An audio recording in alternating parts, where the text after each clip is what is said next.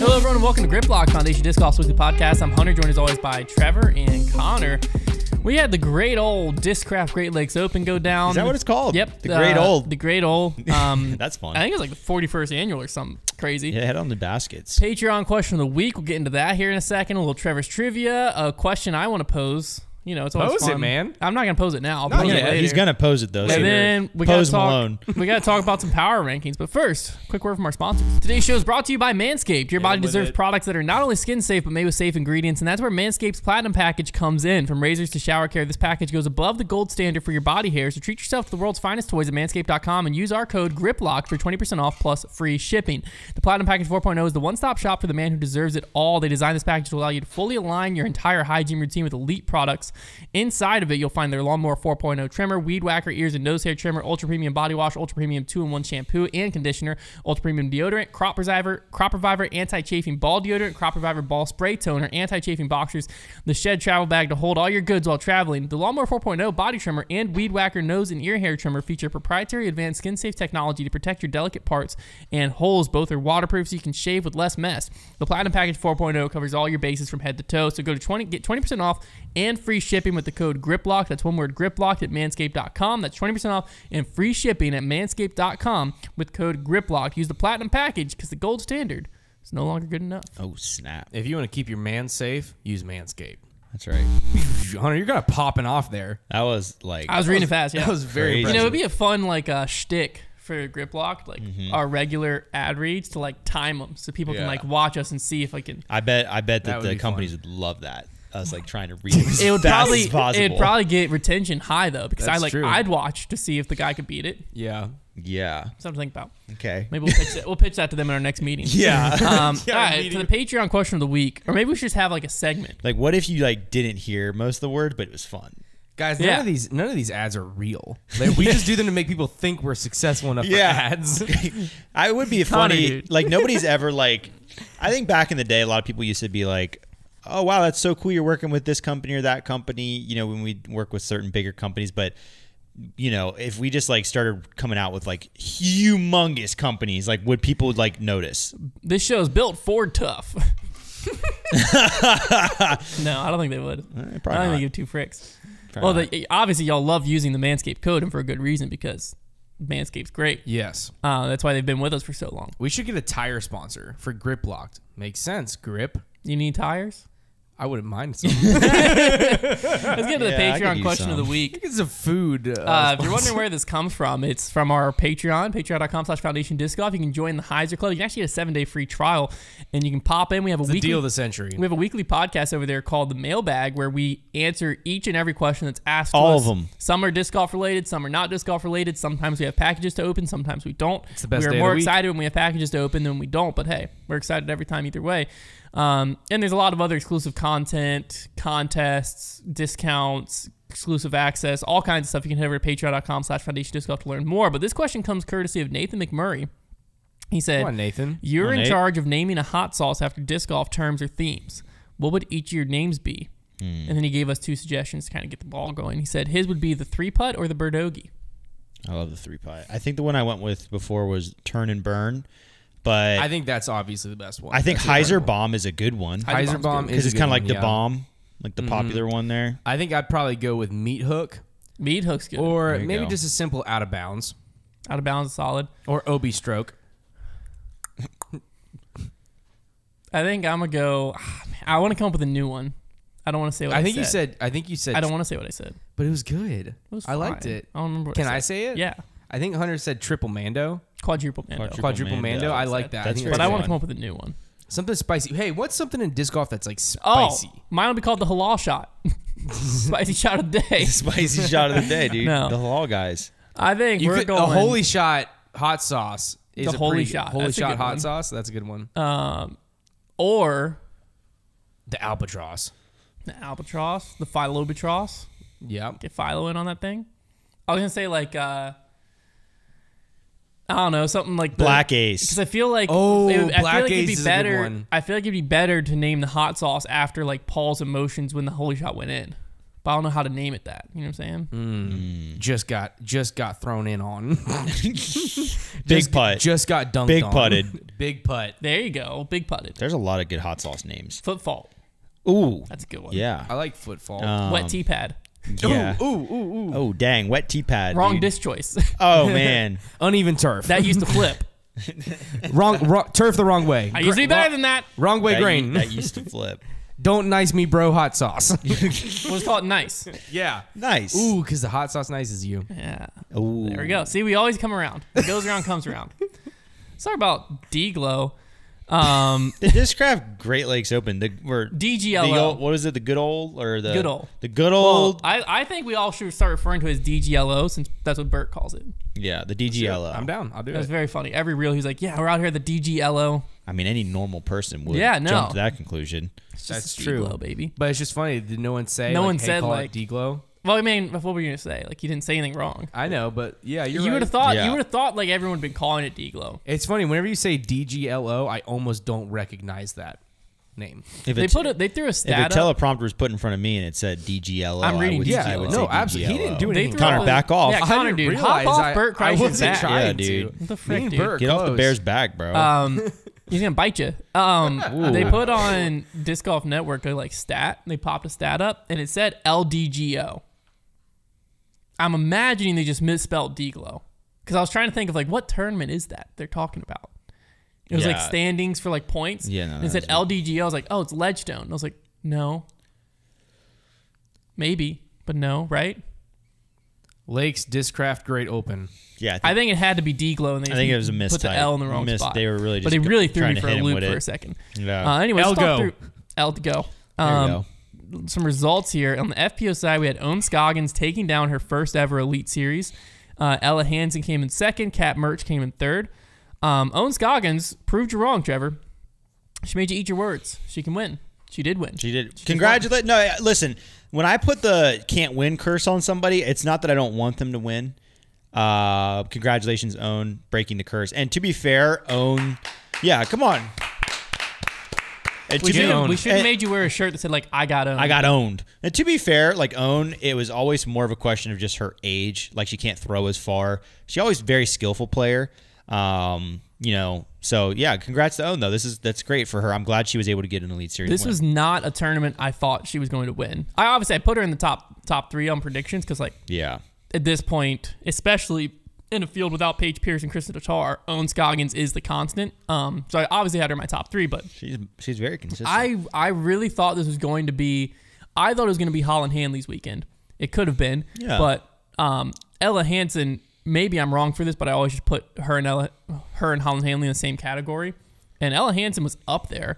Yeah. She was in and out of contention. It seemed like so Ella Hansen gained 4 strokes in the final round. Most of them though came at a time where it didn't really matter, to be completely honest.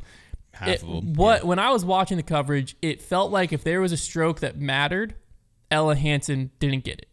And if there was a big putt that didn't matter or was just to maintain pace with Owen Scoggins, she was hitting those. That was kind of like, I feel like I've seen that out of a few FPO players this year, the ones that are kind of just like can't quite get over the hump, and Ella would be one of them. You know, we saw her kind of collapse earlier at Waco. Yeah, there's just a few of them where I've seen that so often where they will climb back in to where it's like, okay, a 2-stroke swing here and we really got something, and then they'll miss that crucial putt that gets you just close enough to apply pressure. And you know, she was really the only one that, well, she was the only one that could apply pressure in that final round. Owen was, I think she ended up going wire to wire. I believe I saw that, and that's awesome. Good for Owen. There wasn't really a challenge. No, because so if you look at the scoreboard, Owen Scoggins won by 2. That's closer than it actually was. She had 4 strokes going into 18, bogeyed it to Ella Hansen's birdie, which cut it. But yeah, it was over. You aren't going to lose 4 strokes on 18. 18's a tough hole, but it's not that tough. Right. And so it was over. It's just one of those like she won, so there's nothing more to play for. So she won by 2. It was an impressive tournament. How many for Owen strokes Scoggins. did she gain on the field putting? Let's take a look at it. I think I saw people chatting about how Gained putting 10.92. that's pretty significant. Yeah, It's pretty significant. she led the field in C1X putting at 92%. Dang. And she was third in the field at Circle 2 putting at 20%. What about OB rate? She had 5 OBs. Ella Hansen had 10. Yeah. So there you go. So that's I think that's where that's where Ohm will beat you, right? Like Ella was the one in contention, and that's where she'll beat you, where she will keep the disc in play because she doesn't throw super far, but she'll keep it in play, and she'll get up and down because she can putt. Like she putts. She really has a different putting ceiling than a lot of the FPO players have. You see a lot of the FPO players putting ceiling come in even in the mid 80s of percent for C1X, and Owens is certainly into that in the mid 90s. Now here's a stat for you. It gets you a lot of strokes out there. There is a player who finished inside the top 10. Okay. I like this. And led the field, which is not a good stat to lead the field in amount of OB throws. Who was it? Inside the top 10? Yes. Missy Gannon. No, it was Haley King. It was my second guess. Dang it. Yeah, that's not a shocker. She sprays it. Well, no, but what was surprising is how many. She had 24 OB strokes. And how many did she end up losing by? She lost by 19 strokes total. Yeah, so if she would have tied Owen Scoggins had 5 OB strokes. So that's the difference. If they had the same OB strokes, Haley King ties Owen Scoggins. No, that is... Yeah. Like for the longest time now, that has been the FPO field where keeping the disc in play, because like Kristen is phenomenal and she's very good at disc golf, but one of the things she does the best is she can putt. Absolutely, she's a solid putter. When her putter's on, she's very good, but she will keep the disc in play and she plays smart, and she just kind of waits out everybody else to make mistakes. And that's why it doesn't own winning. It certainly was probably coming because of just the nature of the field and Kristen not being there as well. So, yeah. I predicted Owen was going to win last weekend. I put Chick-fil-A on it. I was one off. So I lost to Chick-fil-A. We had another shocking performance out of Katrina Allen. No, troubling. This one was worse than last week. What was it? What was the strokes last week to I think this it was week? 25. Last week. I thought the first one this season was 25, and last week was maybe more. 28. I don't know. This was 37. 37. New record? Yeah. At what point do we need to start like doing a PR? Can I have a shock line of like when she crosses this? Well, no, because if it's consistent, it's not shocking. True. That's the problem. It's that's where the only time it's going to be shocking is if she wins. There you go. No, but she's won this year too. At this point, maybe if she only loses by 2. No, at this point, I'm not even kidding you. The most shocking thing she could do is rattle off like 5 top 5s in a row. Because that's what I was about to say. That would be shocking. Now, the thing that's consistent is that she's inconsistent. Yes. So the thing that would be shocking is that she starts to become consistent at being consistent. Exactly. Like I'm in the belief 5 top 5s in a row, and I'd be like, she's really turned it around. I'm in the belief that she's injured. I'm blocked on all social media, so I can't see anything. Dude, no injury posts. They're not coming through. But I'm in the camp that she's injured. Mainly, this is a course. If you've been watching Grip Block for a while, I used to call Katrina Allen the greatest thrower of the disc in the field. Yep, because she just sucked at putting. I just wondered, like, at this point, has the pressure just got to her? Like, does she have cacorophobia out there? Like, is there just something's going on? I just don't know what's happening at this point. Yeah. Well, if you look at her stats, like she used to be queen of the fairways, I guess we can call her. Okay, not today. 55% fairway hits, 13 OB strokes. I mean, she didn't have a good stat. To be fair, she lost 6 strokes. Well. She lost 6 strokes gain tee to green, which is normally her forte. She lost 4 strokes on the putting green, and she threw away 13 strokes to OB. Austin Hannum played well. Maybe it's a give or take. Like wait. There's only one half of the couple play well each week. We need to look into that. We need to look into that. No, but it wouldn't surprise me if she had a nagging injury and she's playing through it and like doesn't want to draw attention to it. And so she's like, because she is a player who. The whole reason I got blocked, I always make a joke about it, but the whole reason I got blocked was because see if she's posted anything. I talk about players on social media about their performance on the course like I'm doing right now, and she didn't want to see it. She didn't want any of the noise. She's a very much like block out all of the noise person, and so she blocked me. That's where it came from. So it wouldn't surprise me if she was a similar thing of like she doesn't want people making excuses for her. Last post was on August 5th. It was for Happy National Disc Golf Day, and she said, "Enjoy this throwback to a younger, smoother, and more confident throwing version of me." Somebody who captioned a post like that, don't want to read into it too much, is probably not feeling confidence in their game. Yeah, that's true. Well, I can read into the scorecard and tell you that. Because she is still... It doesn't matter what her score shows. She is one of the most talented FPO players. Period. What she is capable of out there. She won 2 world titles. What she is capable of out there only is really eclipsed by Kristen Tatar and Paige Pierce. Sure. Realistically, what she's capable of, it's just she's 37 strokes off of Owen Scoggins. She should be. That's just a lot of like. If you went into that tournament and you like and you're Cat and somebody tells you are going to lose 9 shots around. Wait, yeah. 9 shots around to Owen Scoggins. You'd be like, what are you like? That's not even possible. I could jump putt around the course and not do that, and that's just what happened. It's crazy. That's a lot of strokes. That's like a whole. That is just a lot of strokes. Now across the pond, the European Disc Golf Championships went down. This is a phenomenal event. I've heard of it before, but basically, the old European. Only European-born players are allowed in, right? And you wear the colors of your country. Is that allowed? Yeah, sure it is. I don't know. Yeah, President's Cup. You wear the colors of your country for the entire week, so it's like a country pride thing. And it was apparently a title that Kristen Tatar hasn't had before and has been longing for. She went rounds 1, 2, and 3, was putting on an absolute clinic. Like round 2, we don't really go into ratings on this show. But we might 1054 rated round 2. Mm-hmm. One of the highest rated FPO rounds of all time. I think the highest was 1059. We looked up. Yeah, something like that. Jonesboro, Paige Pierce. Essentially, you put them on different courses. It's the greatest FPO round of all time. One of them, by all means, and she had built this incredible lead. No one could even come close to her. But then round 4 happened. She still won, don't worry. But she shot 8 over at this course to get her total for the tournament to 11 under. It was still enough to win by 3 strokes because she's Kristen. But it did bring up a lot of questions. She was very emotional at the award ceremony. Some people were leaning into she got hurt during that final round. And some people initially, the rumor was that she re-hurt her elbow that she had surgery on. Hopefully that's not the case. Other people said that she's told something, and obviously she doesn't speak English when she was doing interviews in Europe, in Estonia, but she told someone and they translated it that she hurt her hand. I haven't seen that clip. Someone just commented people were reading into it a lot because she was emotional, which is fair enough, and she played really bad, obviously. But like, she had kinetic tape on her elbow. Well, that's I think she wears that all the time. Yeah. That's very typical with people with a history of injury on their joints. I will say, 8 over in the final round. And, like, she did let her competitors back into it. Like, she still won by 3, but she did open the door a little bit. Maybe she was just a little bored. That is un-Kristen-like. Maybe she was just bored. So it does point, like, there could be an injury of some type. I haven't seen any posts from her. Injury would make sense. I haven't seen any posts from her to say, and she typically is very open about it. Like, normally if there is an injury, she doesn't, like, go in and, like, make it as an excuse, but she's normally, like, updates you a lot. Hopefully she's healed up. So I'm going to say if it is an injury, it's just more of like she got hurt. Like something hurt her that final round where it's not like an ongoing thing she's worried about.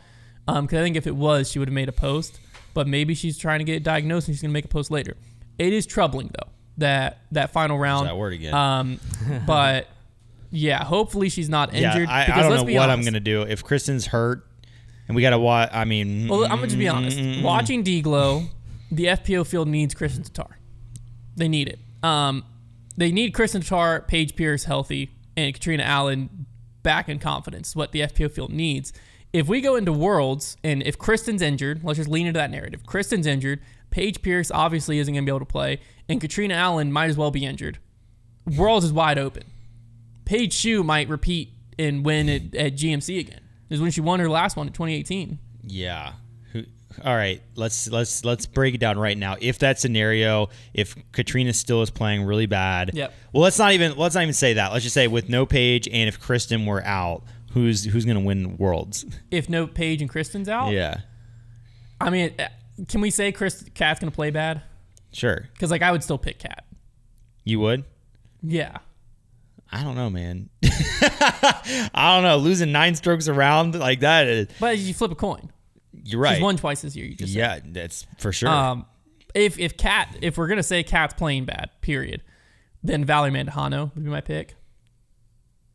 Why though? I don't know. Yeah, I don't either. That's what I'm saying. Well, if you look at the courses, I mean, you could go the Owen Scoggins would be the safe pick. I think it would be Owen. But I don't think these courses play super well to forehand, and she's not scared to try backhands. She's just not as good at it. So, like, I think she would be trying a lot more backhands than she... Get owned 2023. But Kristen's going to be back. Kristen's going to win, and we're not going to worry about it. Get owned 2023. Okay, let's go to MPO side. We had Simon Lizotte taking down Eagle McMahon coming in second, and then you had Lizotte. Chris Dickerson and Cole Verdalen tying for third. Fun leaderboard, man. It was a very fun leaderboard. It was a very exciting tournament overall. This is Simon's second win of the year. He had a very strong close to this tournament because I think he didn't have the strongest round one, if I'm not mistaken. His round one, he was only 5 under. 5 under. He was 9 under after 2 under, rounds. 4 under, and then went 11-10. Yeah, he finished which 21 under, which is what he did for 2 rounds, would put him in the. He would have been in 6th, 7th place. Yeah, his final 2 rounds were absolutely ridiculous. And Simon, you know, we had kind of already seen a glimpse of like what we came to expect from Simon last year. Obviously, he won like 5 times or whatever, but he's never really been super consistent in between. Although when you have that many wins, there's not even that much time in between wins. Mm-hmm. He was just cleaning up at one part of the season, and I think that this year, with it now getting a second win, and right now there's only one guy with 3 Elite Series wins. The Player of the Year talk's very so yeah, he gets himself back into that conversation because if he could get a 3rd win, you know, who knows what could happen. And guess what's coming up soon? What? MVP. Ooh. Is he not the defending champion of that tournament? Mm-hmm. I believe, yeah. Simon has cemented himself once again as a player who is not the most consistent on tour, but when he's at his best and the course kind of fits what his play style, he is darn near impossible to beat. His putt was working. You know, when his putt is on, it's such a thing of beauty. He was smoothing all his drives out there. He was getting his angles down. He just couldn't, like, it was one of those rounds where, like, he had, it was basically a him and Eagle duel going in that final round. Gets a 2-stroke swing on the first hole and then just put the foot on the gas and said, nobody's catching up to me the rest of this round. Yeah. There was more in it than just him and Eagle, but they were tied. Right. And Eagle just never gave them a chance to get back into it. At the end of the day, with the score that Simon shot, nobody was going to catch him. No. It was up to Eagle, and really Eagle just had that tough break at the beginning. Yeah, Eagle had a bogey on 1 and a bogey on 16. Yeah. And that was basically all she wrote. That was the story. That bogey on 1 was brutal. Yeah, because that was the rollaway, right? Yeah. Just hit it rollaway. But it was, I believe, Statmando put this out, and I hope I don't butcher the stat because I don't have it in front of me, but I believe it was the first time ever Simon and Eagle were on a lead card in the final round of an NT or Elite Series. It's true. Yeah, which is crazy to think because they've been... They have gone, I think they said they had gone 1-2 before. It was at a memorial that Simon won, but this is the first time they were on a... So, yeah, it was very funny because, we've been out of the, like, Crush Boys era for, like, only, like, maybe a year, and not even... And I was still like, when they said it, I was kind of like, like that's a cool stat. But I was like, oh yeah, like they're kind of like the guys. Like they were like boys. Like I'm sure they're still friends, but like they were like the Crush Boys. Like this is a really cool thing that we're seeing them compete on league card. I think it's because it's funny because like Eagle's been hurt, Simon's had an injury past. Their games have kind of evolved a little bit. Yeah. But it was still awesome, and they still throw really far. This is also the first time Eagle McMahon's ever lost at DGLO. Yeah. He played it twice, won it twice, and then now he just came in second. Eagle, he played fine, and he did some heroic things. I mean, that shot on, was it 15, the one where he went over the top with like that roller angle? Yeah. And then made the long putt. I mean, that was 15. That was just heroic. His putt, 15 was 27 feet. That's a par 4. Yeah, no. 13, he hit a 70-footer. It was 13 then. Yeah, it was 13. Par 2. Or par 3. Yeah, it was the 500-foot one or whatever. Yeah, 526. Yeah. So he threw that crazy shot. Like he made some heroic plays to get himself, like keep himself in the mix. He just threw some bad shots as well. He had quite a few drives where he was like trying to throw hyzer flip to turns and letting him go early left. Like he was really struggling with that line, and it just wasn't enough. It was going to take a lot. Now, one storyline we got to touch on. Calvin Heimberg was in the mix. Dude, Calvin. He wasn't in it. Well, he was in it. Oh, he was in the final round, but he was in the mix. He was tied for the lead. I mean, he was a few holes ahead, but he was tied a good way into that round. Well, yeah, because the dude had 2 Eagle throw-ins. From like 250 plus feet. One was hole 6. 297-foot throw-in. Yeah. Then he birdies hole 7, birdies hole 8, birdies hole 9, and then has a 278-foot eagle throw-in on hole 10. 7 under through 5 holes, and in that That just doesn't happen, like, period. And on that course, on that stretch, that'll never happen again. I saw someone posted the video. I don't know if it was the Pro Tour's post or he posted it, because that both happened. But Ezra commented and was like, if you don't stop, people are going to actually believe our ace. I was thinking the exact same thing when it happened. Well, and it was crazy because it was one of those things where I'll give the Pro Tour Network props. Like, it actually played out on coverage really well, because he had thrown the first one a few holes back. Okay, whatever. That was awesome. And then we're on the lead card and you hear just the loudest roar. And that could only really be from the chase card, because there's not huge galleries everywhere. And, I'm kind of like, whatever. But then, they don't spoil anything. They just get to the shot of Calvin, to the playback. And as soon as you see it switch to him getting ready to throw, you're just thinking, absolutely no way. It was the same thing with the ace at Ledgestone. Yeah, you're just like, there's absolutely no way that Calvin's about to do this, because he had just done it already. So it was just disbelief. And then watching it go in, it was really well done on coverage. And it was crazy. Like, such a low chance, like, play. 2 throw-ins from that distance. It was awesome. Well, because at Ledgestone, you were on, I forget what hole we were on. I think that it was still the ace. It just happened. So Andrew Marwee just threw in on hole 7 for an ace. And then Ricky's putting, and you just hear a roar. Yeah. And the commentators go, man, a roar happened from somewhere down the course, or something like that. And that's all they touch on. And they were obviously covering Calvin. So then Ricky makes a putt, and it cuts to Calvin. Yeah. Tee shot. And then all they said was, and here's Calvin teeing off on hole 10.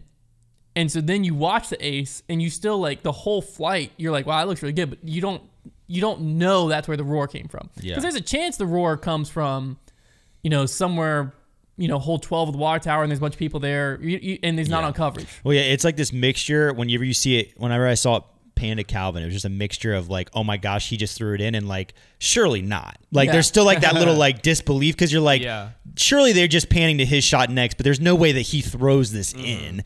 Yeah, crazy. And for a second there, he got tied to the lead, obviously a few holes ahead, but I was like, I'll tell you what, Calvin is about to tear this course up, have 2 throw-ins, and just shove the whole narrative he's been fighting, from us mainly, right down our throats. Like, it's about to be just like a statement win. But instead, it wasn't. Instead, you get the whole 14 bogey, 15 bogey. He was playing 16 birdie, 17 bogey, 18 par. He was playing really aggressive. I applaud that, because, like, he kind of had to get back into it, and his mistakes were ultimately him trying to. I mean, when he went OB that first time, that was new OB. It was really a tough break.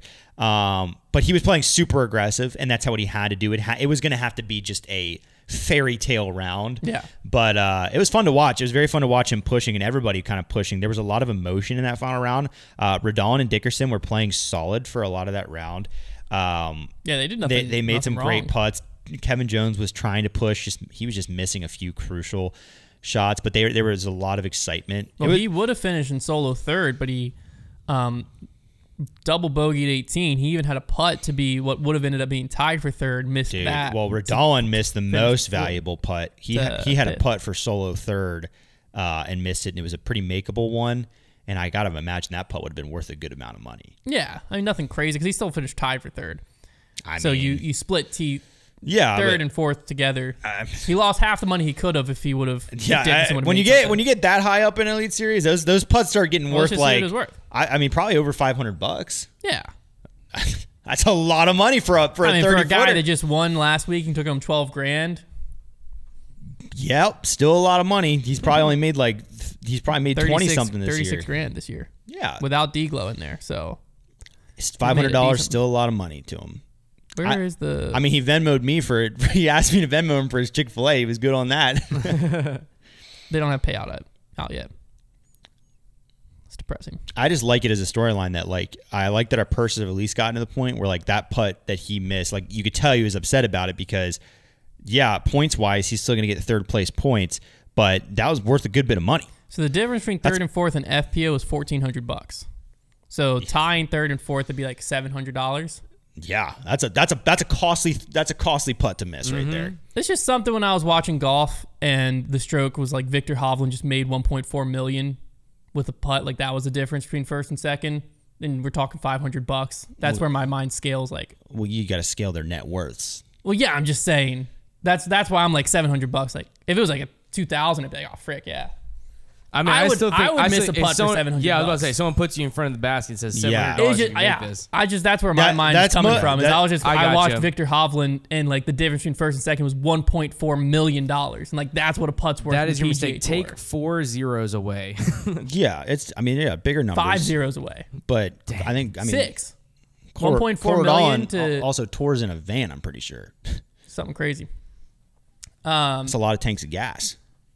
$700. Yeah, it's true. I don't know where this just got thrown in, but to you audio listeners and visual listeners, it might look like just a random cut just happened because we got up and we walked away post recording the show, and we remembered we didn't talk about probably one of the biggest storylines from DGLO, so we had to turn around our butts and walk back to the desk. Sometimes we're silly to sit down and talk Most into of the this. times we're silly well, gooses. get credit where credit's due. You had it in your notes. It's in my notes. I just skipped it. We just like fast forwarded, and yeah, we just missed it. We started talking about stupid stuff. So, anyways, we got to talk about hole 16. So if you didn't watch coverage, and you aren't aware, basically what happened is 16 is this par 3. Jaw dropping. It's like an island green, but there's not a drop zone. If you cross the island, there's a drop zone if you're short. Yeah. Eagle McMahon throws OB. Simon Lizotte's in the driver's seat now. Up by 3 at this point. And so he does a very big brain play, we'll call it, because he realizes if he throws deep of this island, it's like a 400-foot hole. If he throws deep of this island, he has like a 16-footer for par. So it takes out pretty much, because if you go for the island, you got to go under this tree. By going over the tree, it takes out all risk as long as you have enough power. Yeah, if he crosses anywhere, dissects that island, he is in a better position than Eagle. Because Eagle is going to the drop zone, he would be going somewhere way up by the basket. So he just grabbed a disc and just launched a full power shot into the woods deep. Never in my life have I been so confused watching coverage. The commentators were confused. Literally, you just see the disc go up out of frame. It looked like it went straight up in the air because he had to get it up in the air to get over the trees. So in my mind, I was like, my first thought was that disc upside down? Did he just throw a grenade? And then you just see cameras panning around and then zoom on an area that's presumably way long out of bounds. And like, I was like, what did Simon just do? Like, what was he thinking? And then they get the drone shot, and the commentators, I'll give them credit. They pieced it together pretty quickly. And then they finally show you the higher view of the shot, and you can see what Simon was doing, just throwing a full power shot. Like, his goal was to land nowhere near that island. He just wanted to go through it. I've never been so astounded, and it was hilarious. It gained him a stroke on Eagle when it was all said and done. It was very funny. It gave him a U-disc counted as a 16-foot tap in for par. Absolute disaster if you're a course designer. Yeah, apparently Nate Heinlein wasn't too happy, which makes sense. But I mean, really, all OB should have went to the drop zone. We've always had our issues with that rule. It's a weird in one. general, where you would have the idea that you would have bad shots just get far enough that they'd go out of bounds. And like anytime you have a par 3 where a guy can throw a shot that's really should be punished, but because he goes OB near the basket, he's going OB in the right spot. You go OB in the right spot, and you have a short putt. Like, and it's a tough one because if you want to bring the OB in close to baskets, which they do a lot at DGLO, that's good. It makes the course harder, but you can't have that rule then. At least on that situation with the island. Well, it's just something that. Because it's like this is the only scenario it would have come into play. But yes and no. It was not an easy shot what Simon did. To be fair, his shot was not a piece of cake. There's maybe 4 or 5 guys in the field, maybe more. But by looks of it, you had to throw 400. You had to throw almost 500 feet. It was downhill, but you had to throw it up over trees. So like a lot of guys couldn't do that. That one wasn't 500, was it? I think that 396. Yeah, that was. I'm saying it's probably like 500 feet of power. Yeah, no, it was a rip. You're going, and he cleared it easily. You have to clear the island. You can't throw that shot and mess up and be short. It's the rare scenario. Short. It's the rare like situation where you have OB near a basket close enough that there's incentive, and then you also have a throw where there is room to go up. Because if you had a lot of holes where even if there's not an island, but it's like, wow, this hole is so difficult, like trying to go down the fairway, but I can just launch it long and take an easy par. Like there could be holes like that. Sure, but then you're like ace running at that point. Right. Well, it's a rare combination of things. It was so funny. Oh, it was the best. I will say the commentators kind of fell in love with this intentional OB. So I don't know if you heard it, but like Eagle crushed a shot on 18.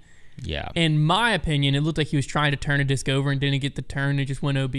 And Doss immediately goes, I think he was trying to throw that OB because he knew it would get him to the corner. He'd get him down for the par there. I think that was an intentional OB shot. I love it. And I was like, I think you're just still swooned by Simon's shot a few holes ago. Hey, I don't know though. Eagle did. I mean, to be fair, he was kind of locked in place, so maybe he was just like whatever. Well, that's what Doss was saying. If he guaranteed the par, then he knew he was locked into second. Like it was a par. So that was what Doss was trying to say. And to be fair, Eagle did go OB by like 70 feet. So there is a chance, but there's also a chance that Eagle just tried to turn something and didn't turn. Like he was just being like, and that was happening a lot. Like he was just ticked off and wanted to get as far up there and like maybe try to throw in for Eagle just for the sake of it. Which I think that's what I thought was going on when I watched it. But they immediately grasped onto, I think he was trying to get himself the best possible spot by just ripping the shot OB straight. I was like, you know what? The intentional OB. Put in the comments below was Simon's play genius, and also is the intentional OB, should it be removed or is it part of the game now? I think it's part of the game. Comments below. But you can comment that below. Also comment below, what is DGLO going to look like next year? Because that's definitely not going to be able to happen. Yeah, well, I can tell you for free that won't be the way that hole's played anymore. It'll be interesting to like all OB shots go to a drop zone. It's a silly idea to put in an island, but be like, well, if you cross the island, you take out all the teeth of the island hole. Like a lot of shots on an island hole will get somewhere near the island. Well, I would imagine the heart of behind that is like, if you threw down the middle and you like trickled OB up there, you threw a good shot and you just got. They just don't make it an island hole though. It's when they add it, make it an island hole. Well, it's because like if you miss short, they don't want you to re-tee. Is the whole reason the drop zone's there. Yeah. Imagine 17 at USDGC and all you do is blast it into the water like I did in that video. Yeah. And then you went straight there like and had a par putt. I feel like that's a different essence. It is. It is. Because this was a 400-foot par 3 hard enough hole. Yeah. Well, it'll be different next year. It will definitely be different next year. For sure. Okay, well, back to the regular scheduled programming. We just couldn't post this episode and not have this in here. So that was there we go. We covered it. It's like 4. Dickerson. So Dickerson performed very well out here. Came in third place, tied for third with Cole. This is a good time for Dickerson to get hot because the guy's very good at GMC. Choked it away last year because he started playing soft. And I can smell it coming from a mile away that Dickerson's going to win Worlds. I can smell it. It would turn a lot of things around. The guy's a major champion, USDGC. I think that Worlds at GMC plays into his favor, plays into his hands. Yeah. He'll be a pretty. It'll be interesting. I mean, Ricky's hanging around. Ricky's always good at GMC. Yeah, he's just kind of chilling, taking like top 10s right now. He's not having a bad season by any means. He's not winning. Well, he's got 2 wins. Yeah, but I'm saying like look at his season. The top is 3 right now.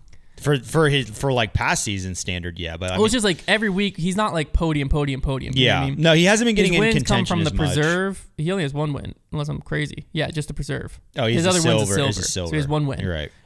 But everything else, like he's just not playing bad.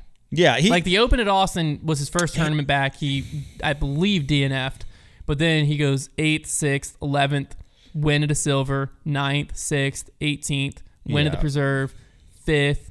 6th at European Open, 3rd at Ledgestone, 10th at Idlewild, and then 8th here. He hasn't been in contention on the stretch as much. I've seen him. I've seen him like a lot of like chase or third cards. You're just not hearing his name, but he's doing fine. Yeah. So he's in like a sleeper position where he could easily pop off and win Worlds. Yeah. It's Rick. Paul should be back. You have to pick Paul in your top 3 for Worlds because 10 years in a row you'd be right. Mm-hmm. So you got to do that. I feel like that year Dickerson won USDGC was kind of like that too, where like that was just like the crowning achievement of that season. Maybe I'm wrong, but it was his 2020 season. Yeah, well, I guess there wasn't a whole lot of disc golf played that season. There wasn't a ton. It was the only major. 2020. What else did he win? Anything else? I just remember it being like maybe just he won a bunch of A and B tiers. He came in 8th at DDO, 2nd at DGLO, 2nd at Idlewild, 3rd at Ledgestone, 13th at GMC, 5th at Maple Hill, 2nd at Music City, 1 USDGC, 2nd at the Tour Championship. So they didn't win anything else. So I remember it being that kind of season, and there wasn't as many events that year, but where it was like that was kind of a big win. I can kind of sniff it because we were kind of cooling off on Chris Dickerson. He wasn't playing so well at the beginning of the year. He did just come 30th at Idlewild though. Yeah, he does heat up a little bit towards the end of the season, and I could totally see him. I mean, or even repeating at USDGC. I can for sure see him just snagging a major and just kind of turning a not great season into an awesome one.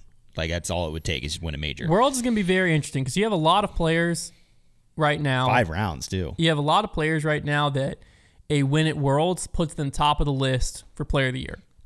Like there's 3 or 4 guys. Simon, Gannon, Calvin. Ricky has a win. Rick is borderline, borderline. You're there. Isaac Robinson, because then you have two majors. That's the equivalent of like 4.5 wins. It's a jumbled up mess right now. Yeah, and all of those players have a chance at GMC. Absolutely. Isaac Robinson, very sleeper chance. Like, dude, I think not a lot of people are talking about. It'd be sick if Isaac Robinson just like each year was cleaning up 1 to 2 majors. Like, what if he just wins? Didn't really win a ton of other events and just winning majors. Major guy. He's Brooks Koepka. I mean, if they keep holding that Champions Cup at WR for the extended history of it, I mean, he's going to be tough to beat out there. I'd agree. He's going to be real tough. But it'll be a very interesting World Championship coming in. Now I'm trying to look down here. Anyone that was surprisingly bad this weekend? I mean, I feel like I would have expected Marweed or Presnell to do a little better out there. Ben Calloway's done good out here in the past and do great. Proctor, I picked in my top 3, came in 33rd. Thanks, man. The proctologist. Let's actually take a look here, because now we're going into the next playoff event eventually. There'll be another cut. It's like, what, 3 weeks from now? Yeah, and there's a bunch of tournaments in between now and then, so the playoffs don't really mean anything. We can talk about that if we want. I don't understand the playoffs.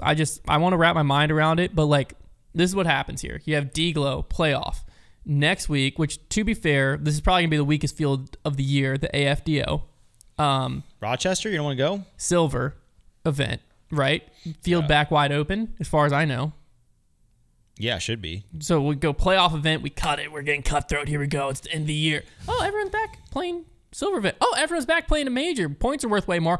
Oh, another silver event. Playoff event, we're back in it. Like, what the frick are we doing? I like that voice. Yeah, I do too. They do, so USDGC doesn't count for points. So at least after MVP, you know who's in the Tour Championship. At least they did that. At the very least. It's weird that we like got into playoff mode just to pop out of it for Worlds and 2 silver events. Silver events especially. Like, Worlds is one thing. I still think it's unacceptable, but it's one thing. Why are you scheduling Start silver calling them the play-ons instead of the playoffs, these silver am I right? events, these silver events should be wraparounds. The regular season's over. Is there going to be wraparounds this year? I'm sure. Probably. But like these 2 playoff events, the regular season's done. Yeah. These are wraparound events, what they should be, if you want to do that, if you want to have silver events in between here for players.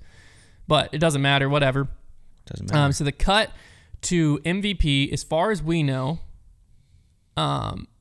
is what? We said 80? 50? Well, it's supposed to be 72. 72. That's Let me look at the MVP. I think you can go to registration on what here. Is it actually? Who knows? And they say what it is. Well, yeah, it's a whole different question, right? It's a whole different question, guys. Yeah. Online registration. Let's start calling them the play-ons. So top 72 is supposed to be it. Play on. Yeah. The problem was nice. DGLO. Yeah, DGLO was supposed to be 80, right? 96. DGLO was supposed to be 96. It was. There was 80 registered at one point. DGLO was supposed to be 96, but there's players as low as like 170th getting in this thing. You also had Manabu Kajiyama, highest rated player in the world. He came in 61st or something.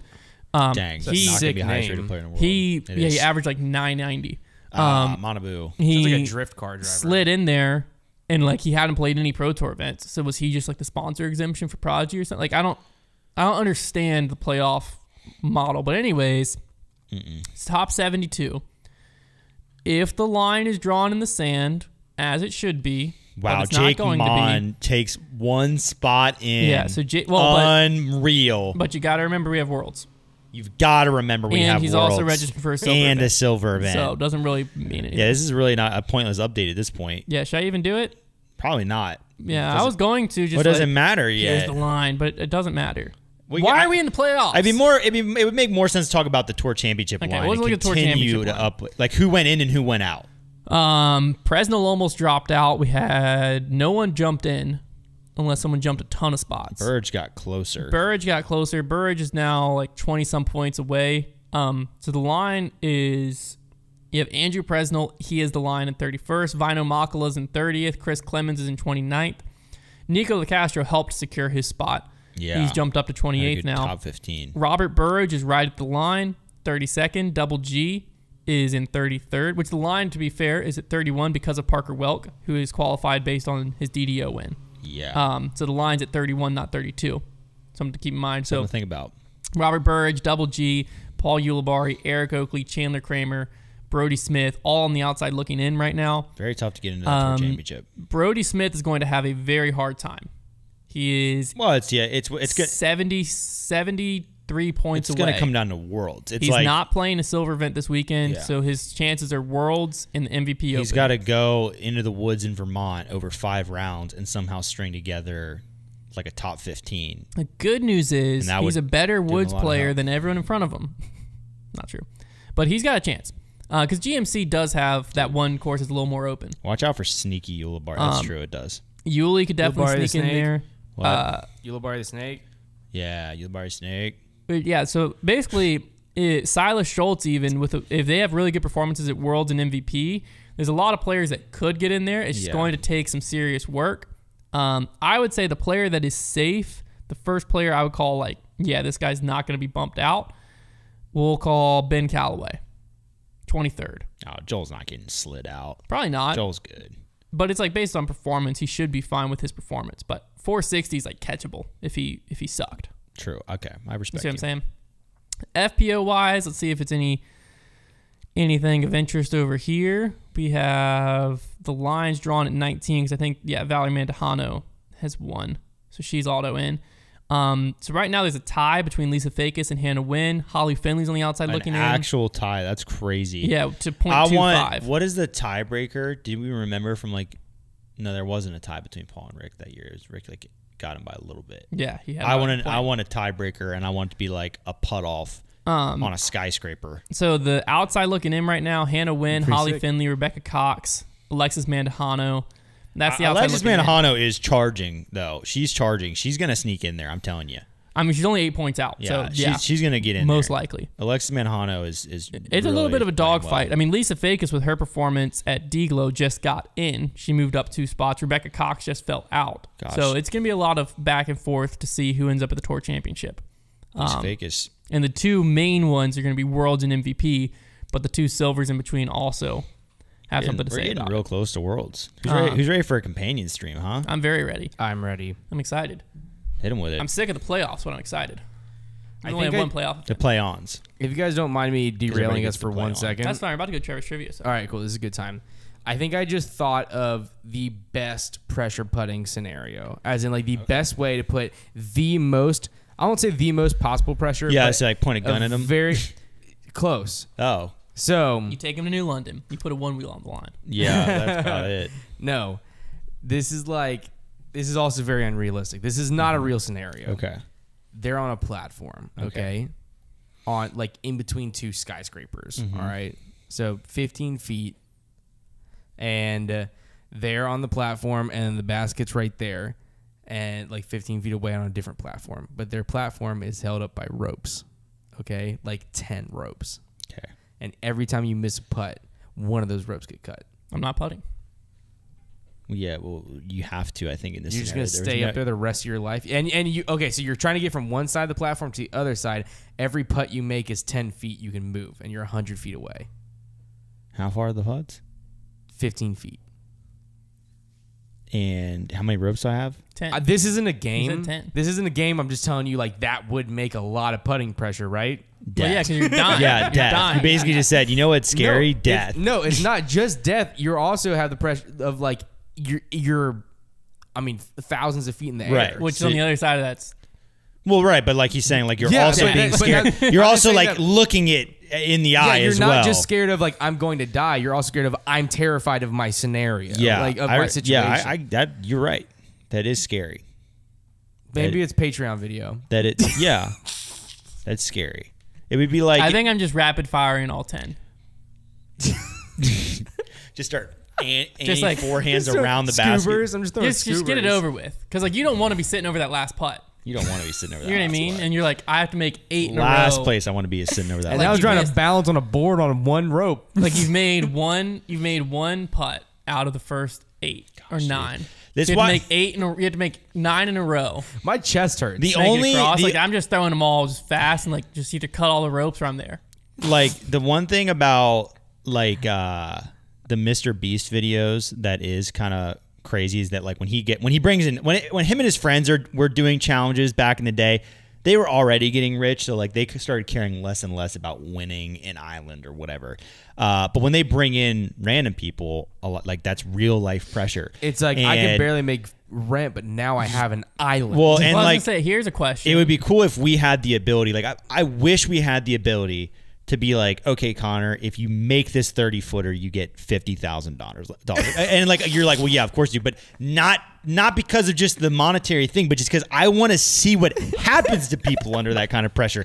I want to know what would happen to me if you put me in front of a 10-foot putt and said, if you make this, you get $1 million. I want to see what my body would do. I would just convulse and shut down. Like I want to know what it's like to feel that much pressure. I think that I would go blind. That's what I'm saying. You're just getting tunnel vision, then you wouldn't see anything. If you were like on one of those Mr. Beast challenges, right? Yeah. And you win the end results, you win an island. But like the stipulations, you can't sell it, or you like don't know how to sell it. That's a bummer.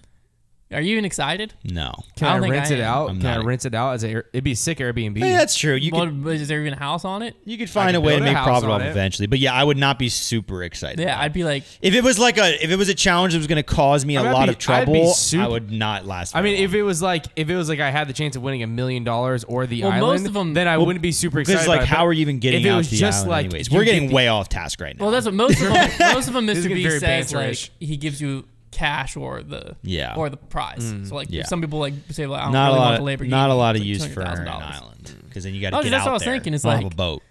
Now every vacation, I'm like obligated to go to my private island because like you got to use it. You're right. No, and it's kind of like, It's well, do I really want to go down there? there's no though? Like, restaurants. yeah, I got to go cook all my food. I have to fly. I have to bring food in on my boat. I would Airbnb it. Yeah, but then you got to build on it. You You got got to build it now. You got to pay to build a on it. house. Yeah, but you make it back. And it's another thing where it's like you can make back eventually. It'd take a long time. Depends on where the island is. I have a lot to say about this island, but this is not the setting to do it. Would you put disc golf course on it? Yeah, let's bring it back. I'd put an 18-hole course on this island, make it just like USDGC. Hit him with a hunter. There you go. I would make it all islands, all island greens. It's just a bunch of hole 17s on the island. I That'd be would fun. make It'd be them, called the island. I would make them all water carries.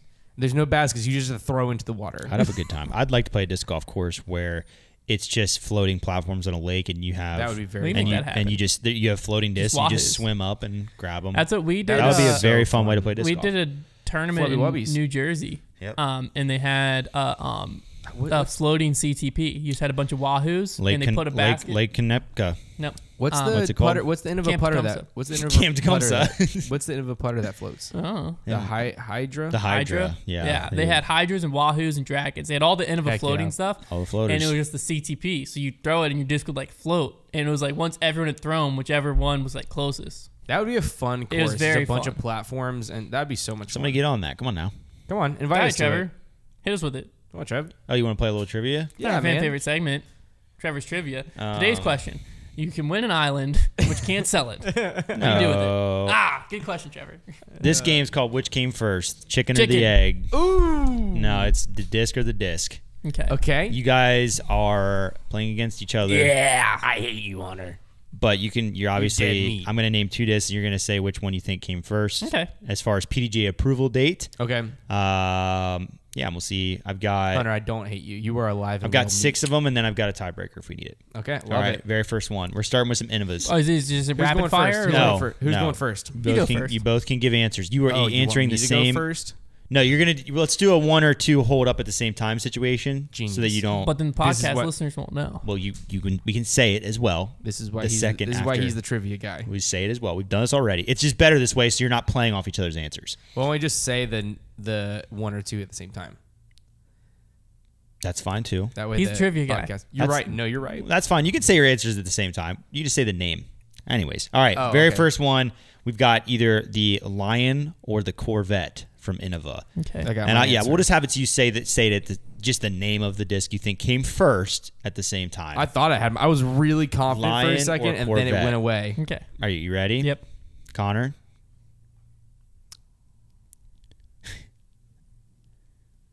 I pick am on. ready. All right. 3, 2, 1. Corvette. Lion.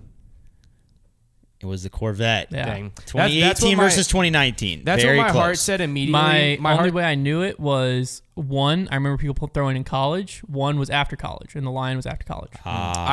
The reason why I said it was because that one felt one. like the obvious one to my heart immediately, and then I thought, did I see Nate Sexton throw it on coverage before? Like I saw it at pro shops. I would have said Lion potentially as well. That's a tough. I thought I was trying to go against what my gut wanted. Bad idea. Bad idea. All right. Next, we have the Savant or the Shrike. Both from Minerva. I think I have my answer. Hunter? Yeah, send it. 3, 2, 1. Savant. What'd you say, Connor? I said Shrike. The answer is the Savant. Dadgummit. I remember the Savant being way older than I thought. 2014, and the Shrike was 2016. The Shrike came out right before I went to college, and the Savant I got in a player's pack item. It wasn't ever popular, but I got it when I was still playing. I discovered the Savant after I discovered the Shrike. The Savant was just never very popular. It's an awesome disc. Yeah, it's phenomenal. People are childish for that. All right, 2-0 Hunter.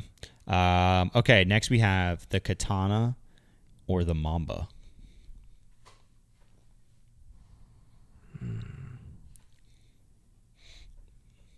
This is our last Innova. I have mine. Okay. Yeah, I'm sure. 3, 2, 1. Katana. Both correct. 2009 versus 2012 for the Mamba. Okay. That one felt. I felt very confident. I had no with. idea. I just took a shot in the dark. I felt confident with that one. Hunter's still up by 2. Because I saw a lot of katanas when I first started playing, and I didn't start seeing Mambas until a little bit later. Fair enough. We're going to move into Discraft now. We have the Archer or the Crank. Okay. Which came first? Archer I have or mine. the I have Crank? mine. 3, 2, 1. Crank. Both said Crank? Yeah. That's correct. I can 2013 see- versus 2016. I can see the Crank in the old ESP stamp, and I cannot see the Archer in it in my brain. It would have All still right. been in there. Would it? 2018 is when they I've switched never to ESP. Did they make an Archer with the old stamp? Oh, we were getting... Oh, with the stamp you're saying? with the old circle stamp. Wait, what That were was you... never ESP. What do you say? Yeah. The Oh, old ESP. Yeah, old. I can see. I've seen Cranks in old Yes, ESP. you're correct. I but had I've never one. Not seen Archers. You're right. in That's a old. good point. I have one I of thought those you meant Cranks. like before pre-swirly ESP. No. Yeah, the old circle stamp, which I actually really I don't even like. know if I I've love seen that the ESP stamp. Archer. Dude. I just remember the Archer was the Ace Race disc, I believe. Yes, I It believe was. it was. Yeah. And the Crank wasn't. So. All right. Sense. Next one. We have the Nuke or the Meteor.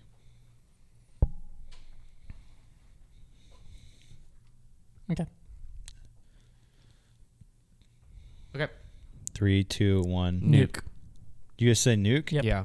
You're both incorrect. Wow. The Meteor was 2006. The Nuke was 2009. This was my reasoning for it. We I didn't have don't any. have to give my reasoning for all. the of Meteor them. was an Ace Race. I didn't have any reasoning. I didn't. Dang, I've never seen. I'm an very Ace Race surprised. Meteor. I I've thought- never seen an Ace Race Meteor. Well, it's old. I used thought to you guys see- would have gone with Meteor there. I've seen. I feel like I've seen all of the Ace Race discs because they all end up getting put into U sections. Like from going because I went to a lot of U sections in Charlotte. So Connor has to beat Hunter on this one, or else it's over. If he does, we'll go to do the last one to see if he can tie it up. Okay, so I can tie it up right now. If you get 2 in a row. There's Okay, 2 in a row. okay. Okay. All right. We've got the Punisher or the Stalker.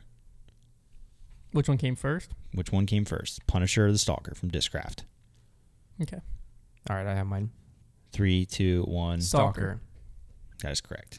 Yeah, That was the largest gap of them all. 2009 to 2017. that one felt obvious Yeah. to me, but there's a part of me that was nervous that it was it was a tricky Most one. of them I just remember one of them coming out, and Yeah. one of them I don't because one of them was before I played. Same. One Good of job, them guys. Was after. It was a good job. What was the last one? The last one was going to be the FD or the TD The TD was first by 1 year. Yep. Yes, 2010, and then the FD came out in 2011. because I always thought, how the frick did you make the TD before you made an Mm. FD? It doesn't make sense. Turning driver. It doesn't make any sense. Turning driver sucked. Hunter only got one wrong. Yeah, Hunter's a beast. He's a Nice. historical historian. I'm a disc golf historian in my free time. Yes. I should have listened to my gut on those He's first got the few. almanac. You should Got have. the almanac. I think I would have guessed Lion as well. That was a tough one. I think it made more sense. I remember when it came out. Yeah, remember when it came out, when too. both of them came out. Then how'd you miss it? Well, I mean, they came out like within, like, they literally came out less than a year apart Well, from each I- other, I so it's remember when not both- too crazy. The joke, he said he remembered when both came out. No, I remember when So both I'm of them saying, came out. then I how'd just you couldn't miss it? remember I know, which I know. memory. I I couldn't believe remember you. which memory came first.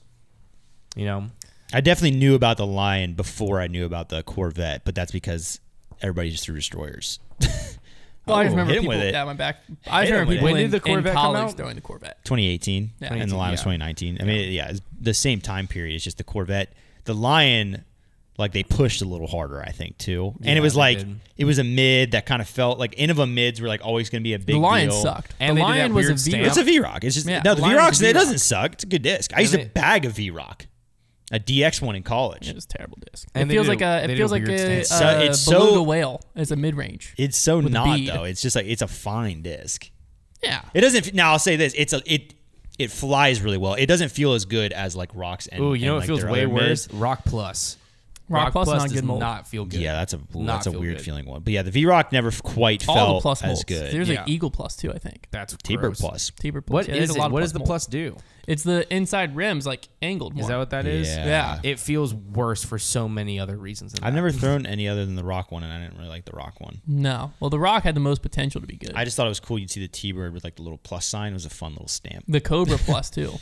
Dude, bring back the Cobra. They also had King the Cobra? the V was always just the worst feeling version Yeah, of the the- disc. No. The Super Super. Stingray and the King Cobra. The those King both. Cobra was great. It flew great, but it didn't feel good. That's what I had one in my bag. Paul I thought the King modeled Cobra the Rock wasn't too 3 bad. after the King Cobra. He wanted a rock, something that felt like Yeah. a rock and flew like a King Cobra. But they just were weird discs. They had cool stamps though. The King They're Cobra. getting back to it with the Alien, man. Yeah, they're losing their Back to their minds. roots. Alien's sick though. Alien's incredible. You know, I wanted to bring this question up before we get into the thing. 'Cause we always talk about like who has the strongest team, who has the best young core, who has the. I wanted to flip it on its head. Okay. Yeah. Who has the weakest team going into this offseason coming up soon? Gateway. Yeah. Well, Well, beyond Gateway. I like where do we draw the line? Gateway, just Gateway. Just Gateway? Well, then the answer is Well, like, RPM. okay, you can't go like Mint or like you got to have a Yeah, team. I understand. I You understand. know what I'm saying? Yeah. Well, I mean, even still, I think it's probably I know my answer. on the MPO side, it's pretty tough to argue with Latitude 64, right? But obviously, then the FPO, they have the best player by far. So I think that does a lot. No, I'm for saying them. the whole team. Yeah. My answer is Lone Star. Yeah, I think that. Oh, But I think well, that's like yeah. an easy one. Yeah, I felt like that's basically the same thing as saying like Mint. No, because they have an actual team. Like Mint has like Yeah. one or two players. They did. They They Lone like Star hyped up this signed. offseason. They Yeah. signed Emerson Keith. They But, signed like, Chandler true. Kramer. They signed Nikola Castro, Robert Yeah. Burridge. They're like, brand coming new. in, everyone thought they were going to be a big old to team. be fair, though, considering how new makes they are, sense. their team is pretty solid. It's definitely not like, I mean, Burridge, LaCastro, and Emerson are all inside of the top 32 in the tour standings right now. Yeah, we just looked at it. Oh. Or 33 is Burridge. Yeah, I But think Nico Emerson and is on Emerson, the he's outside looking 25th. in. No, he's 25th. Emerson is? Yeah. Because he had what did Emmer Daddy do? What did he? He's had some good finishes this year. He had like a second. I think I'm thinking of the at world one point rankings. as well. No, yeah, in the tour standings, he was 25th. I saw him. So like in reality, their team, Yeah, he's 32nd in the world rankings. yeah, their team isn't bad considering they built from scratch. It's just worse than the other teams. Yes. I mainly thought it because I saw them. This is what made me think of the entire thing. Well, Entire I mean, prompt. how strong is? But like DGA only really has. DGA, I guess it's a weird line because like, Like- I don't even consider DGA as having a team because they're just an offshoot of Discraft. But I mean, they've got a team. They've got players. But they have a stronger team, more wins. They have more wins. Yes. Katrina Allen, multiple wins. Cole Redallen Yeah. wins. Yeah. Well, yeah. I mean, I would take DGA over because I'd take Cole Redallen over anyone on Lone Star, yes. future wise even. Sure. Oh, I would take him over a lot of people. I But then outside of that, wonder if they'll be able to hang on. Gateway to him. was the one I was like, we'll have to rule out Gateway and like Mint and Thought Space because Thought Space is the same as Team Infinite, and I would take Proctor and Eric Oakley. I don't know. I'd take Proctor. I'd take the proctologist. Yeah. Eric Oakley I would for marketing wise. But yeah, I just saw. Lone 'cause Star has Kramer too, and he's like 37th. I just saw That them. team's okay. They posted, but who's worse? Yeah, I don't know. But They don't have any stars. Like, they don't have anyone who's going to win. I guess what I'm more so saying, if they are the worst team, They like don't that's have not any too lone bad. Stars. Yeah, they need more loans. If they just need one of those players, like they just need Burridge to kind of jump into like a top 15 player, and they'd be in pretty good shape. And any one of those could. They could. yeah, No, they have a lot of guys that could be really yeah, good. they're doing okay. Because they for also have like themselves. Lisa Fajita. Yeah, I just saw they posted and they were like, or they shared their story or someone. They were like, "Oh my word, check out Team Lone Star this weekend," and it was like all like 20th to like 70th. they hyped like- up their signings a lot in the offseason, and I think they made some pretty decent quality value signings, but like they didn't grab, like we were thinking they were going to reach out and grab like a big they player. made a few risky plays, but not really risky because they were very we also just cheap, don't know how much they're but it was just like Robert Burridge could have been someone this year. Yeah, and Emerson Keith could pop off and take, you know what I mean? He did win something. That's why he got, what did Emerson Keith win? He won. Yeah, that's right. He did win an Elite Series this year. He won that's why he's so high. Where did so he random. win? Yeah, what in the world? OTB Open. That's right. Yeah, it was like the most random one possible. That is right. Emerson's good for one of those, man. One or two just pop off. Like he'll just like go to Worlds and he'll get himself in the mix. Yeah. Well, no, that's what made me think of it. Yeah, I can't. I mean, well, it's just like coming into the season, West they have Side, a really big team. West Side's probably worse though, right? Because I just consider Trilogy O. is Trilogy. I kind of do that too. That's just because like Ricky's got signature harps. So like, is Ricky on Team West Side? He's moving West Side plastic. Fair enough. It is all owned by the same people. Yeah, I think it's very dumb that they're 3 separate companies. I think that whenever you said team, I was thinking team but Trilogy. Here's what I'll say though: if we play Trilogy all as one, and then everybody else is really giants in the industry, I think Lone Star, what they have is impressive considering they're only a year in. Yeah. But someone's got to be the worst team. I would say that the next closest one to them is honestly could be. Well, here's what I'll do. Let's look at it this way. I think they're the best niche brand team.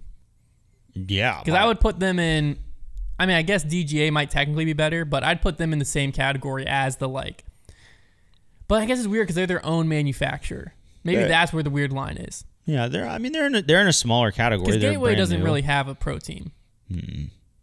They have Noah 5-ish. Well, Konner and Konner. Yeah, but that's about it. That's about it. It'll honestly just be mostly interesting to see. Maybe that's the line, because like Mint Disc, Thought Space, they're made by MVP. It'll be interesting to see if Lone Star, they have potential. It'll be interesting to see if they like go back again this season and try and grab another like big player. We'll see if Sacred Discs, just kind of Nikola Castro's company, picks up some people, man. That's true, man. Sacred Discs. I think they drop this week or next week. Sacred Discs, something like that. They're scented. Something like that. They have, what was that one mold that feels really good? The gnome. Golem. I would say. Gnome. Yeah, I felt the gnome feels very solid. We haven't thrown them yet. I felt them in the warehouse on Friday, and they do feel. None of them feel solid. Bad. No, they the don't. The gnome feels very intriguing. I like their plastic. I'm intrigued. It feels like the plastic kind of feels like Gateway, a good run of Gateway. Like Lone Star just gives Gateway vibes. Their baseline. The baseline does. Yeah. Yeah, the premium's tough because Gateway gives 55 different vibes. So yeah, that's why I said a good. You just got to pick Gateway up a different. Covers all the vibes. Yeah, you just got to pick up a different round of Diamond, and then you'll. I kind of feel like Gateway might be doing. I always think that. I feel like I find myself once a year getting a good run of Gateway and thinking, I think Gateway's starting to really. It's because they sent you a box of hand-picked discs. Yeah, but like they hand-picked those. But like I feel like that's how it is though. Once a year, I feel a couple Gateway discs, and I'm like, this like a really good batch. I'm like, I think Gateway's really starting to pay attention to like their good run of consistent Gateway, quality, and then you start feeling some of stuff, and it's not a good run of Gateway is competitive. A bad run of Gateway is not. Yeah. Problem is sometimes the bad outweighs the good. That's why Depends if on your you batch. can get some good Gateway, it's a great time. Yeah. All right, let's finish it out with some power rankings here. Hopefully Statmando's back up and running. They are, man. That's the Gateway. That's Statmando. I messaged Statmando last night because I was thinking there's a really popular game right now called Immaculate Grid. And baseballreference.com is the website that started doing it. They have like all the baseball stats, and then hockey reference and football and basketball. And basically there's a grid, like a 3x3 grid, and you have to find these players that match like the different, I don't know what you call this kind of like graph or diagram, but like there's like stats and teams that intersect, and you have to find a player that matches. It's like Sudoku both. For people. So yes, it is. So it'll be like, oh, okay, I need to find a player that played on the Orioles and the Yankees, or had 50 RBIs and the Yankees. Anyways, I messaged them last night because I was like, I think they have the database. Yeah. If they could do that for disc golf, and it'd be like, okay, you need to find a player who has won 2 world titles and played for Innova or what. It would be a lot of fun. Why don't you just do that for Trevor's Trivia next week? A lot of fun. I could. Maybe, yeah. If they don't get back to me, they haven't yet, I'll design the prototype and really give them a a good show. Hit them with it, yeah. All right, power rankings. But it's really hard to do without like their database because I would have to find every possible answer for every single one, and that's the hard part. That is tough. You need their engine. Yeah, just give up. I'm gonna give up. Calvin Heimberg 1, probably fine to stay there. Big Cow. He finished in 5th. Calzone. I don't think anyone's jumping him. I'm fine with that. Gannon, I think, came in 10th. He did fine. Ricky came in like 8th. Fine. Isaac Robinson, I think he did okay too. I will say those top guys are really pulling their weight in these power rankings. They're just kind of chilling in the top 20, and that'll get her done. Eagle McMahon 5th. He could possibly jump Isaac. Would you look at that? We could give him a spot jumper. Let's look at McMahon, Eagle to Robinson, Isaac. This is since May. Eagles 5-1 against Isaac. Big I. So Eagles got to jump him. That's tough for Isaac. Tough scene to be Isaac Robinson. Just got jumped. Yeah, I'd agree. Because he just got dunked on. Nice. All right, then we have Paul in 6th. You might have to give him a little slippity slide. Well, for sure, Simon's going to jump him. Simon's going to jump. This isn't the UDisc power rankings, baby. Let's you got go to play. Simon versus You got to play Isaac. disc golf if you want to stay in these rankings. Let's go Simon versus Isaac real quick. Since May, Isaac's 4 and 3. So I think we're fine to slide Simon up to 6th and bump down Paul and Proctor. Okay. That makes sense with you. That's fine with me, dog. I think Redalin can jump a spot. Do we jump? Where does Paul land? I'm okay with him sliding as far as 10th. Because Let's just go Macbeth versus Redalin. Home Dog popped in, won the PCS, and then just popped out. Paul hasn't faced Cole since May. Yeah, that's the problem. It's like, that's what I'm saying. He can just chill wherever. I'm fine with him being there. And I'm sure that's gonna make things easier on us when he plays in Worlds and MVP and probably does well. Okay, let's go Redalin versus Proctologist here. Good idea. Is anybody catching on to that we're just calling him the Proctologist? Someone asked me to stop. Not gonna happen. Cole's 6 and 2 against the Proctologist. Does James Proctor himself know? I'm sure. I don't know. Let's go Cole versus Corey Ellis. Someone was like, you realize that's a poop doctor, right? Yes. Like they thought we didn't know what we were calling him. No, we're aware of what the proctologist That's is. why It's just it's his last funny, name's yeah. Proctor. Like how are you not going proctologist? Because he'd be pooping on the competition. Yeah. No, because he finds them gaps. Yeah, that's what Konner said earlier. That's right. That's funny. Okay, so I think James Proctor falls to 9th. Hit him with it. Because Cole Redalin can't jump Corey Ellis, but he can jump James Proctor. Okay. What did Corey Ellis? Was Corey Ellis playing this past event? No, was he hurt? Or is he just not in here yet? It's just he won a major, so. That was a few weeks ago, though. Oh, yeah. It looks as though he did not play it. Oh, yeah, he DNF'd after Ledgestone. He DNF'd at Ledgestone. He got what? His time is a ticking on the power rankings. Well, he's in 9th right now. No, he's in 7th. I think that's a too high. Okay, him and Cole Redalin and him are tied since May, but Corey Ellis has a major win. Yeah, but he hasn't played the last 2 events. I think in the power rankings that hurt. Like we gotta be what the UDisc rankings aren't, which is if you're not playing disc golf, you are sliding. I agree. I don't think you need to fall off a cliff, but I think you need to start sliding down those I rankings. agree with that. You can't be one of the better and Redalin is hot competitors right if you're now. not competing. Like he feels powerful, and these So are let's just power put- rankings. He's powerful. He throws it far. Okay, he's so we ranked got power week. This is Yes. probably good then. We have Calvin 1, Gannon 2, Ricky 3, Eagle 4, Isaac 5, Simon 6, Cole Redalin 7, James Proctologist 8, Corey Ellis 9, Paul Macbeth 10. Sounds good, man. Love it. On the I mean, FBO. Paul might be able to be bumped out, but now Well, I FBO, think we'll just be on the right side of history because after Worlds, we'll probably have to be putting him like in the 3rd spot. So Those foundation guys, they knew. yeah, we are predictors. FPO, we have Kristen Tatar 1, Proctologist. not James moving. Predictor. Owen Scoggins 2, not moving. Missy Gannon 3, Holland Handley 4, Val Mandahano 5. So Val played not so good at all. But she has a win. She did win very recently, but she's in the 5 spot. Maybe that's our own fault. We need to take a look at Ella. I think she's been playing we didn't have well. this. We didn't have this head to head last week. Yeah, that's true. We were just shooting in the dark. I think we need to go Ella versus Holland first because I think Holland is the weakest one in there right now. So Ella Hansen Yep, that's the one. versus Holland Handley. Handley. I think you're going to like what we see. 5 and 5. Now, that surprises me. I'll be honest. Holland Handley has 2 shocked. second That's a lot of places. games. Since when? May. Let's go a little more recent. Just because I feel like that's trending a certain way. Well, yeah, you don't get to Let's look scroll down. down. Yeah. No? Is it not? Oh, this is more up here. Yeah. No.